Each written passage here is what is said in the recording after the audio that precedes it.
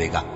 اے پیغمبر صلی اللہ علیہ وآلہ وسلم، ہم نے یہ قرآن تمہاری زبان میں آسان بنا کر نازل کیا ہے تاکہ تم اس سے پرہیزگاروں کو خوشخبری پہنچا دو اور جھگڑالوؤں کو ڈر سنا دو، اور ہم نے ان سے پہلے بہت سے گروہوں کو ہلاک کر دیا ہے۔ بھلا تم ان میں سے کسی کو دیکھتے ہو یا کہیں ان کی بھنک سنتے ہو؟ شروع اللہ کا نام لے کر جو بڑا مہربان نہایت رحم والا ہے۔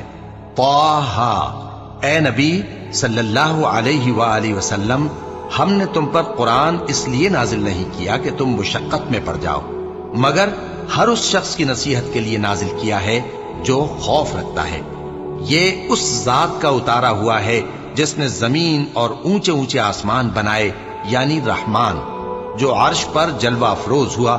جو کچھ آسمانوں میں ہے اور جو کچھ زمین میں ہے اور جو کچھ ان دونوں کے بیچ میں ہے اور جو کچھ مٹی کے